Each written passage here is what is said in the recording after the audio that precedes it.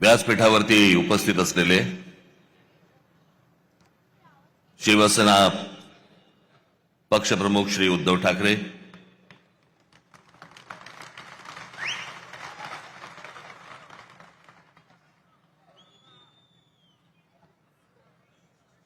माझे मित्र आणि शिवसेनेचे नेते श्री संजय राऊत, इतर सर्व मान्यवर आणि माया जमलेल्या सर्व तमाम मराठी बांधवांनो, भगिनींनो आणि मातांनो,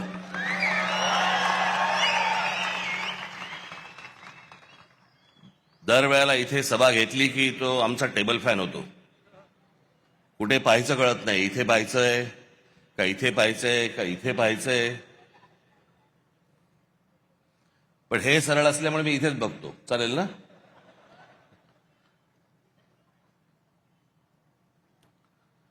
आज निवडणूक एका शेवटच्या टप्प्यावरती येऊन ठेपलेली आहे. कालची सभा ही मुंबईची होती, आजची सभा ही ठाण्याची आहे. उद्या सायंकाळी 5 वाजता सगळा प्रचार थांबेल, संपेल आणि मग सरकारकडनं घराघरात पैसे वाटायला सुरुवात होईल. ती आधी झाली आहे सुरुवात. भारतीय जनता पक्षाचे लोक पैसे वाटतायत आणि शिंदेचे लोक पकडतायत. काय चालू आहे सरकारात तेच कळत नाही.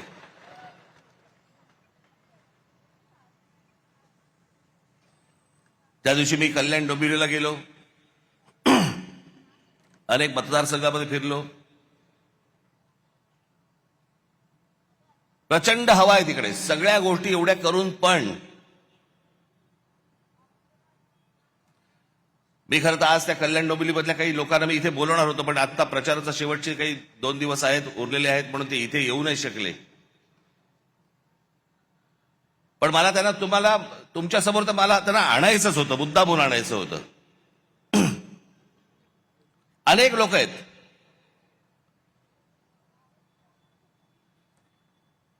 आज घराघरामध्ये 5-5 हजार रुपये वाटतात मतांसाठी. मला समजत नाही या लोकांचं. एका बाजूला म्हणतात आम्ही विकास केलाय आणि दुसऱ्या बाजूला पैसे वाटतात आणि म्हणतात मतदान करा. मग विकास काय केलात?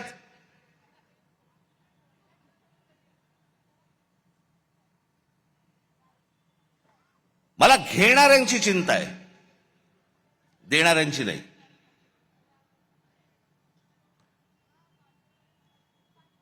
आपण 5-5 हजार रुपयामध्ये आपल्या मुलांना, आपल्या मुलीला आपण काय सांगतोय, आपण काय शिकवतोय? ते उद्या ज्यावेळेला समाजात जाणार त्यावेळेला ते काय म्हणणार? माझा बाप विकला गेला, माझी आई विकली गेली,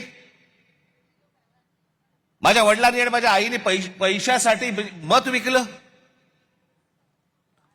उद्या ती मुलं असतील, त्या मुलं मुलींचे त्यांचे कोणीतरी मित्रपरिवार असेल, ते काय म्हणतील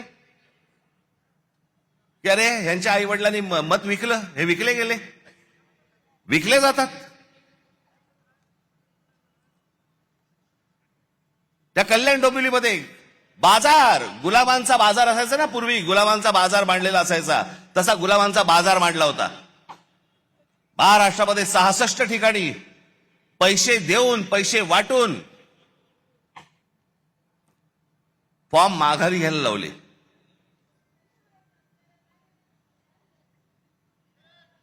त्या दिवशी मी माझ्या नाशिकच्या सभेमध्ये मी बोललो होतो, वेडे पैसे झालेत, वेडे पैसे. त्या दिवशी एका ठिकाणी तर कोणी त्या एका माणसाने ते काय स्क्रुटिनी असते, समोरच्याचा एबी फॉर्म गिळून टाकला. बरं दिवस नव्हता, एखाद दिवस मिळाला असं दुसऱ्या दिवशी वाट तरी बघता आली असती. एबी फॉर्म पडेल, एबी फॉर्म पडेल. इथपर्यंत गेलात तुम्ही. विकले जातायत काय, एबी फॉर्म गिळतायत काय. त्या सोलापूरला एखादा खून झाला आमच्या माणसाचा, आमच्या विद्यार्थी सेनेचा, तो तिथला शहर अध्यक्ष होता, त्याचा खून केला फॉर्म मागे घेण्यासाठी. म्हणून इथपर्यंत सरकार चाललंय. पोलीस हताश, कोर्टाकडे तर बघायलाच नको. हे कोणतं राज्य आहे? बिनधास्त सगळ्या गोष्टी सुरू आहेत. मला ती, म्हणून मी मगाशी म्हटलं ना, मला ती माणसं आणायची होती, ती त्या प्रचारामध्ये बिचारे गुंतलेत, त्याच्यामुळे मला इथे त्यांना बोलवता नाही आलं. 5-5 हजाराला मतं विकतायत. मी फक्त 2-3 माणसांची फक्त तुमच्यासमोर नावं घेतो, बाकीचे तर आता येतील.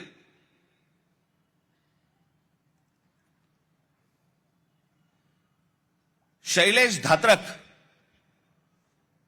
एका ते काय प्रभागात 4चा प्रभाग असतो ना, त्याच्यामध्ये एका कुटुंबातले 3 जण उभे आहेत. शैलेश धात्रक, मनीषा धात्रक आणि पूजा धात्रक. किती पैशाची ऑफर झाली असेल तुम्ही कल्पना पण नाही करू शकत. म्हणजे काय लेवलचा बाजार मांडला या लोकांनी, तुम्हाला अंदाज येईल. या 3 लोकांना एका घरात मिळून 15 कोटी रुपयाची ऑफर दिली गेली. 15 कोटी. आणि मला ते मुद्दामून इकडे बोलवायचे होते त्यांनी 15 कोटीची ऑफर नाकारून ते निवडणुकीला उभे राहिलेत.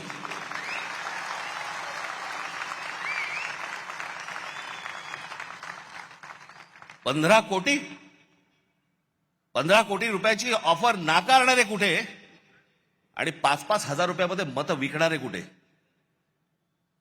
दुसरा मुलगी सौ राजश्री नाईक, कितीची ऑफर झाली? 5 कोटी रुपयाची. कुठे आहेत? या इकडे, या इकडे.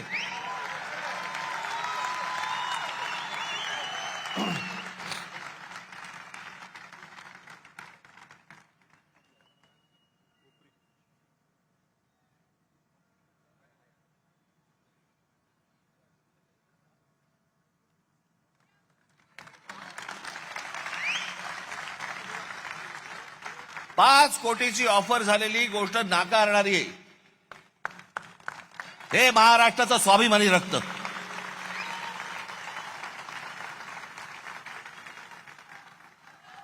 बसा ताई.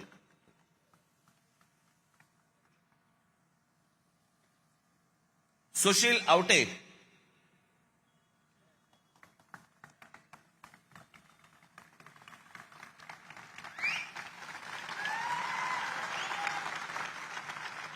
एक कोटी रुपयाची ऑफर झाली, नाकारले. अजून बरेच जण आहेत.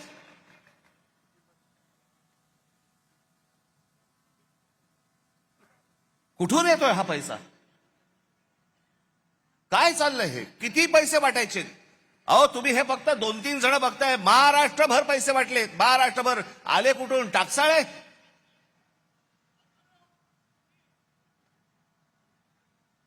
कोणाला 5 कोटी, कोणाला 10 कोटी, कोणाला 15 कोटी, कोणाला 1 कोटी, 2 कोटी. काय बघायलाच नको.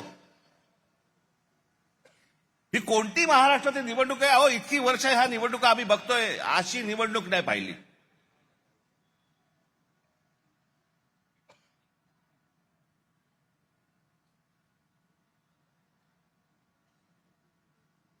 काही लगामच नाही या लोकांना. बिनदास जे काय हवंय ते करायचंय. कोर्टात जाऊन काय उपयोग नाही, पोलिसात जाऊन काय उपयोग नाही, कुठेही तुम्हाला जाऊन उपयोग नाहीये. बस आमची मर्जी. त्या बदलापूरला आमच्या महाराष्ट्र नवनिर्माण सेनेने त्या बाईच्या मुलीचं, एक लहान मुलगी जिच्यावरती बलात्कार झाला, तिचं प्रकरण जेव्हा बाहेर काढलं, त्यातला जो मुख्य आरोपी होता, काही कारण नसताना पोलिसांकडनं त्याला एन्काउंटर केला गेला, मारला, त्याला ठार मारला. का? कशासाठी? या नराधमांना ठार मारले पाहिजे त्याच्याबद्दल वादच नाहीये, पण एन्काउंटर मध्ये ठार का मारायचा होता? काही गुपित होतं का? जर ते बाहेर पडलं असतं काही प्रॉब्लेम होता का? आणि त्याच्यातला जो सह आरोपी होता आपटे नावाचा, त्याला भारतीय जनता पक्षाने काल स्वीकृत नगरसेवक म्हणून स्वीकारलं. आमच्या अविनाश जाधवने धमकी दिली.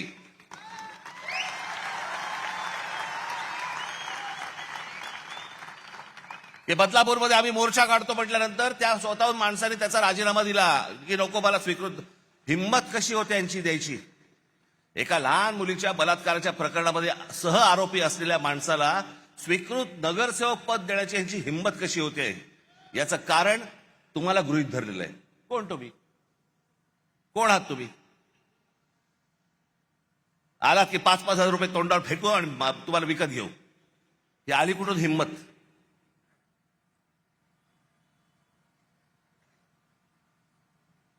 काल मी सांगितलं भ्रष्टाचाराचे आरोप आमच्यावरती करतायत.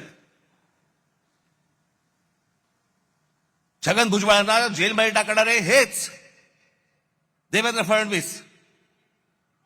त्याला तर काय झालं माहित मला. जेव्हा आले त्याला मला बरा वाटायचा, माणूस चांगला वाटायचा. आतापर्यंत बरा होता.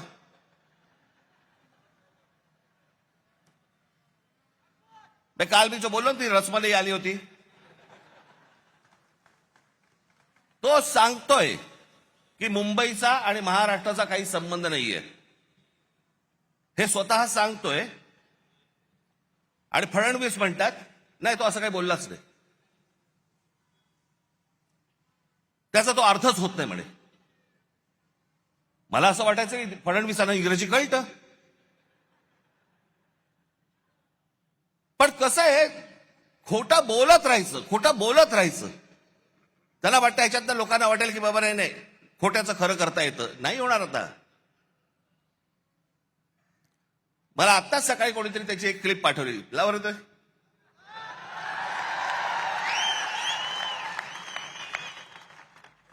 तो बोलतोय खाली की मुंबई महाराष्ट्राची नाही म्हणून नाही. तो असं बोललाच नाही म्हणे. त्याचा म्हणे तो अर्थच होत नाही. किती खोटं बोलायचं, काही मर्यादा? कोणासाठी करताय हे तुम्ही? कशासाठी करताय हे?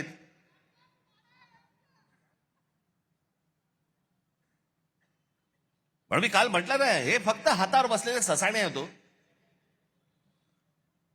जाऊन फक्त पक्षी मारून आणणे. ससाणा हा फक्त पक्षी मारून आणतो. स्वकीयांचेच फक्त घात करायचे त्यांना. आमचीच लोक आमची वाट लावतायत. आमचीच लोक आमच्या महाराष्ट्राची वाट लावतायत. काल मी त्या गौतम अदानीचं प्रकरण काढलं. काय मिरच्या झोंबल्या.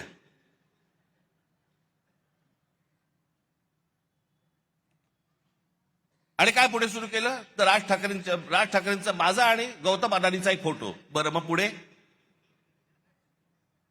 माझ्या घरी गौतम अदानी येऊन गेला एकदा. माझ्याकडे रतन टाटाही येऊन गेलेत.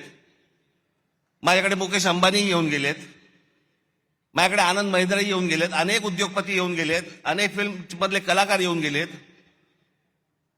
घरी येऊन गेले म्हणून त्यांची काय पापं झाकायची का मी?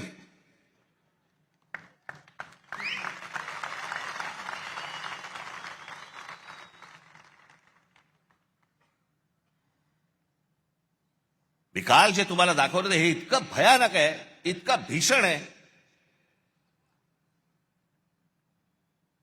ते जे फोटो दाखवतात, कधी 2-3 वर्षापूर्वीचा काहीतरी फोटो दाखवतात, तो जेव्हा घरी आले होते. आता घरी आल्यावरती काय हाकलून देऊ?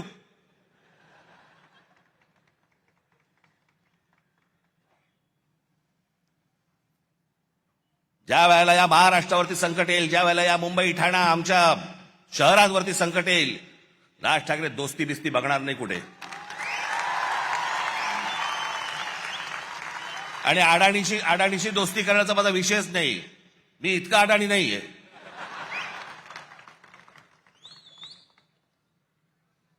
पण ते काल जे मी तुम्हाला दाखवलं त्याचं गांभीर्य नीट समजून घ्या.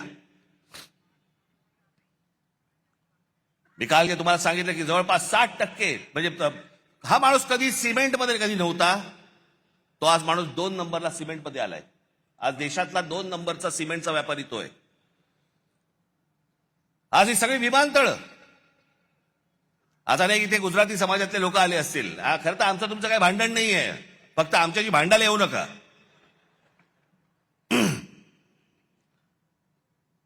हे जे डाव रस्तायत याच्या विरोधात खरं तर इथला गुजराती समाजाने उभं राहिलं पाहिजे, त्यांच्या विरोधात.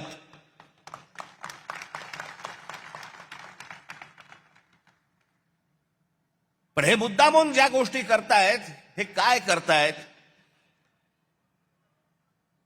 हा आत्ताचा जवळपास त्यांचे काहीतरी 6 का 7 का 8 काहीतरी विमानतळं या देशातली त्याला दिलेली आहेत. विमानतळं तुम्हाला माहीत नसेल म्हणून मी तुम्हाला सांगतो. यातलं नवी मुंबईचं विमानतळ हे सोडलं तर गौतम अडानीने या देशामधलं एकही विमानतळ बांधलेलं नाही. दुसऱ्यांनी बांधलेली, दुसरे चालवत असलेली विमानतळं गन पॉइंट वरती स्वतःकडे घेतली. बांधलेलं फक्त एकमेव पोर्ट गुजरातमधलं फक्त मुंद्रा पोर्ट. बाकी देशभरामधली जेवढी पोर्ट्स आहेत ही सगळी दुसऱ्यांची होती. गन पॉइंट वरती सांगितलं ही मला पाहिजे.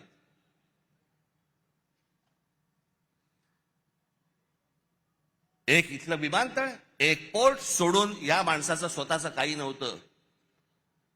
फक्त केंद्राचा दबाव, नरेंद्र मोदींचं नाव, या एका गोष्टीवरती हा माणूस अख्ख्या देशभर पसरत गेला आहे.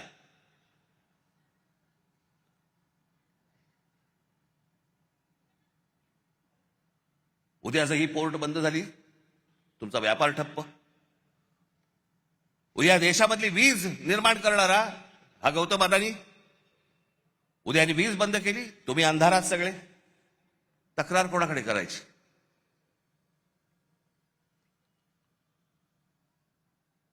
आत्ता 1-2 महिन्यापूर्वीची गोष्ट असेल, महिन्याभरापूर्वीची गोष्ट असेल.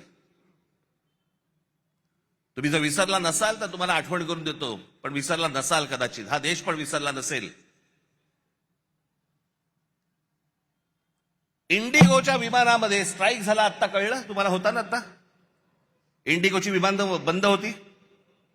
या इंडिगोच्या मालकाला या एव्हिएशन मधली, म्हणजे हवाई वाहतुकीमधली 65% हवाई वाहतूक, या देशाची 65% हवाई वाहतूक ही इंडिगोकडे दिलेली आहे. त्यांनी स्ट्राईक केला, त्यांनी बंद केलं, कारण काही नाही दिली. आणि एके दिवशी त्या इंडिगोच्या मालकाने ही सगळी विमानं बंद केल्यावरती अख्खा देश ठप्प झाला. सगळी विमानतळ भरून माणसं वाहतायत, लहान लहान मुलं तडफडतायत, त्यांच्या आयांना कळत नाही काय करायचंय, विमान उडत नाहीये.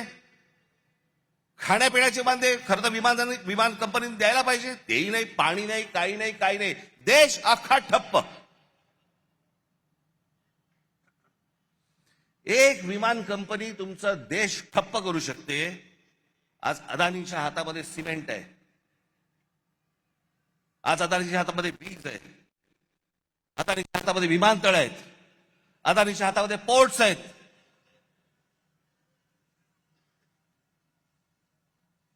लोखंडाचे व्यापार, म्हणजे सगळं. म्हणजे उद्या हे जर समजा सिमेंटचे समजा करायला लागले, भाव वाढवायला लागले, तुमच्या घरांच्या किमती वाढत जाणार.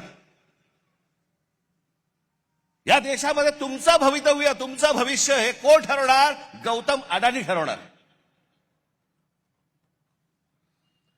आणि एक माणूस या देशामध्ये इतका मोठा होतो फक्त 10 वर्षामध्ये, फक्त 10 वर्षामध्ये. 2014 ते 2025 11 वर्षात इतका मोठा झालेला, इतका श्रीमंत झालेला, इतके उद्योग उभारलेला जगात दुसरा माणूस नाही. आणि असा व्यवसाय उभारता येत नाही. अहो, टाटा, बिर्ला, बाकीचे सगळे उद्योगपती यांना 50, 60, 100 वर्ष लागली.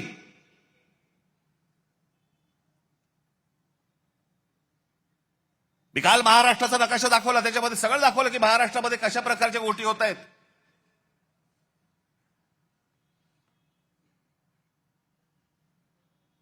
की इथे नवीन आता वाढवणला विमानतळ येते, नवी मुंबईचं झालंय, आणि सांताक्रूज विमानतळ हळूहळू हळूहळू सगळं बाजूला काढणार, सगळं नवी मुंबईला नेणार आणि सांताक्रूज विमानतळाचा मोठाच्या मोठा प्लॉट विकायला काढणार. आता आहे अदानीकडे. मी काय, माझा काय कोणी दुश्मन नाहीये. या देशामध्ये उद्योगपती मोठे व्हावेत, पण सगळे व्हावेत, एकाकडेच नाही. या देशामध्ये उद्योग आले पाहिजे, या देशामध्ये उद्योगपती वाढले पाहिजे, या देशामध्ये पैसा आला पाहिजे.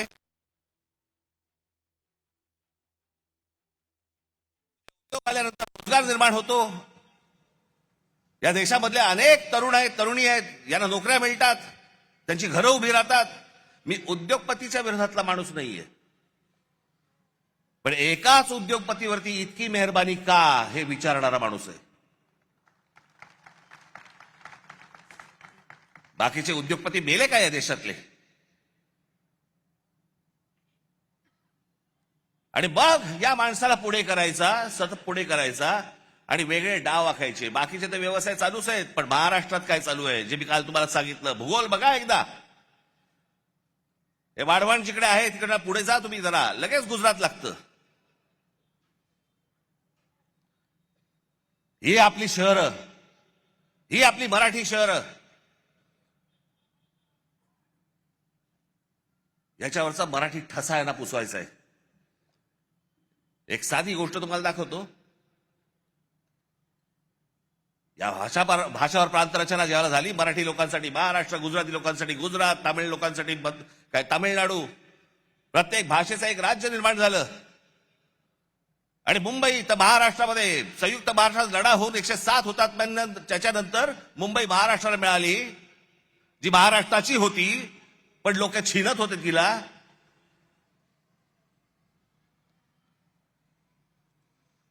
प्रत्येक राज्याची एक स्वतःची एक संस्कृती असते, प्रत्येकाची एक भाषा असते, प्रत्येकाचा एक स्वाभिमान असतो. आमच्या स्वाभिमानात तुम्ही दख लावताय. नवरात्राच्या वेळेला गरबा खेळला जातो. आमच्या इकडे मुंबईमध्ये पण होतात या गोष्टी, तुमच्याकडे होत असतील.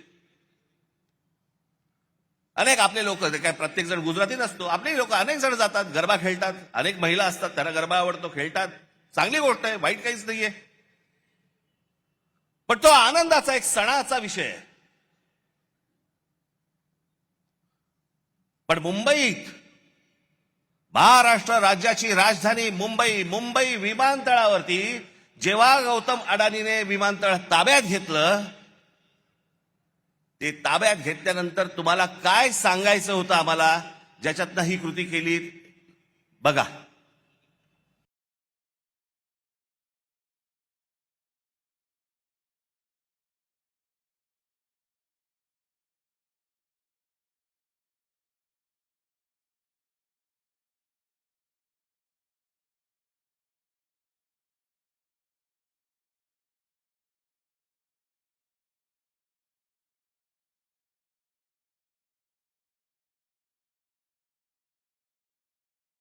मुंबई विमानतळावरती गरबा केला.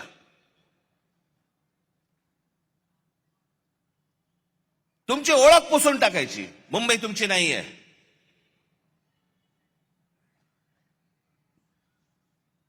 गणपतीमध्ये ढोल लेझिम वाजवलेत का हो?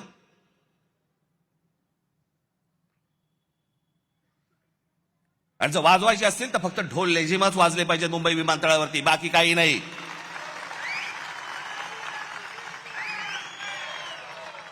ही मुंबई आहे, ही मराठी माणसाची आहे. हा महाराष्ट्र, हे ठाणं हे मराठी माणसाचं आहे. आपण सगळेजण इथे राहतोय, सगळेजण तुम्ही आलात. भले तुमची भाषा वेगळी असली, गुण्यागोविंदाने राहू, पण आमच्या घरी यायचं कपाट दुरुस्तीला आणि बायकोकडे नजर टाकायची, चालणार नाही.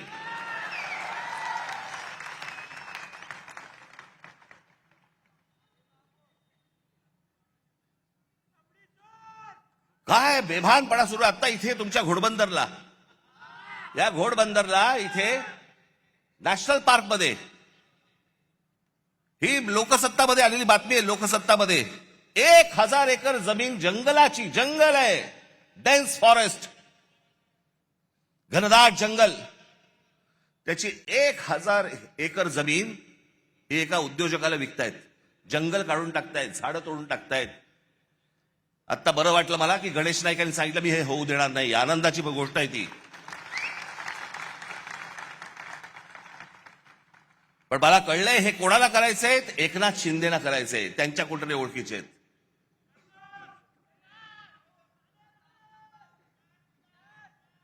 जी दिसेल ती जमीन हे वरून उद्योगपती पाठवणार,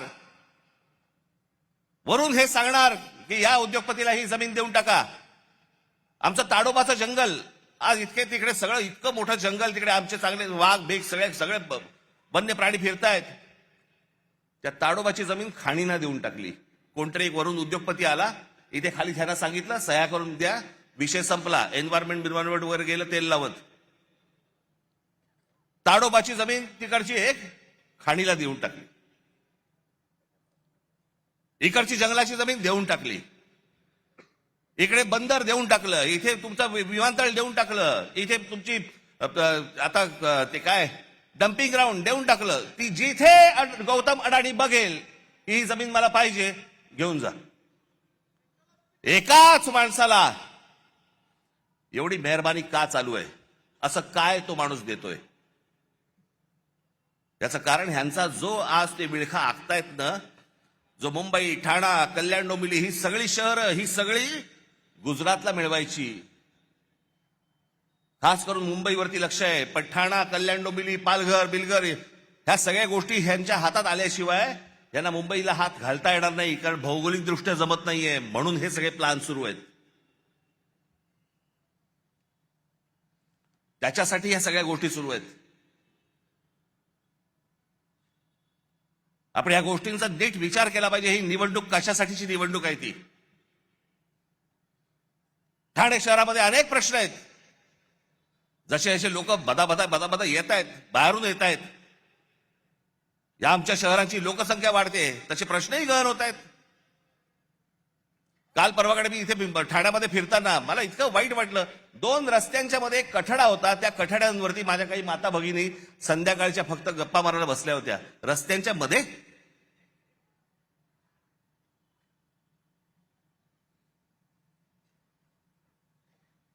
जे आम्हीच तुम्हाला सांगतोय, सुखसोयी तर उत्तम देऊच या ठाण्यामध्ये, पण तुम्ही असाल, तुम्ही टिकलात तर, तुम्हाला या ठाण्यात ठेवलं तर उद्या भविष्य काळात असं नको व्हायला की उद्या ठाण्याचे सगळे प्रश्न कोण सोडवते? गुजरात सरकार, कारण महाराष्ट्रापासून वेगळे झाले. अनेक जण मला म्हणतात की नाही ते दरवेळेला तुम्ही घाबरवता, असं होणार. मी म्हटलं मी दरवेळेला तेव्हापासून नाही बोलत आहे, मला आता कळतंय उंबरठ्यावरती संकट येऊन उभं आहे.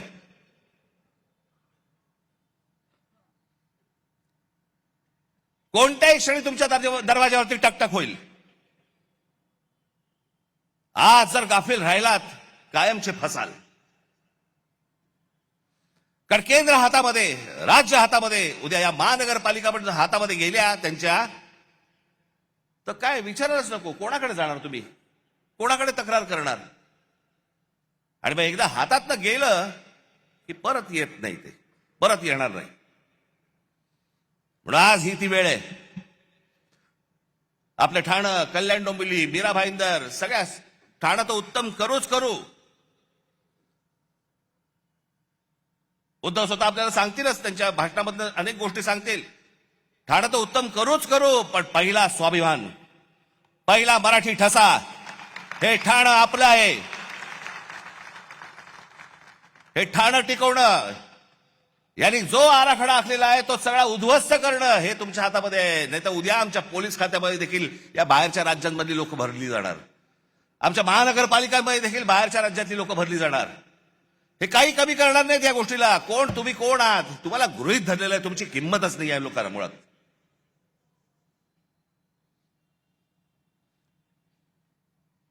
जातील कुठे? येतील. 1.5 दमडी फेकली की येतील. हा जो त्यांचा आत्मविश्वास आहे, हा आत्मविश्वास तुम्हाला या निवडणुकीमध्ये मोडून काढायचा आहे. तुमचे जे कोणी मित्र परिवारातले लोक असतील, तुमचे जे कोणी नातेवाईक असतील, त्या सर्वांना सांगा की या आत्ताच्या येणाऱ्या उद्या 15 तारखेला शिवसेनेची मशाल आणि महाराष्ट्र नवनिर्माण सेनेचं इंजिन हे जोरात धावलं पाहिजे, जोरात चाललं पाहिजे. आम्हाला सत्तेचा हव्यास नाहीये. वाईट या गोष्टीचं वाटतं, डोळ्या देखत शहरं जाऊ नयेत, डोळ्या देखत इतरांनी ही शहरं घेऊ नयेत, एवढ्यासाठीचं हे फक्त आत्ताचं हे युद्ध आहे. येत्या 15 तारखेला आपण सर्वजण सतर्क राहा, कुठेही गाफील राहू नका. जे बीएलए असेल, जे नेमले गेलेली माणसं असतील, बूथवरती सकाळी 6 वाजता जा. आणि जे काल सांगितलं परत सांगतोय, जर दुबार मतदार वगैरे करायला कोणी आले, तिथेच कान फडवायचे, तिथेच ठोकायचे, तिथेच मारायचे. ही शहर वाचवा, एवढंच फक्त आपल्याला सर्वांना आवाहन करीन आणि आपली सर्वांची मी रजा घेईन. धन्यवाद. जय हिंद, जय महाराष्ट्र. लोकशाही मराठी ऐका, पहा, जागरूक रहा.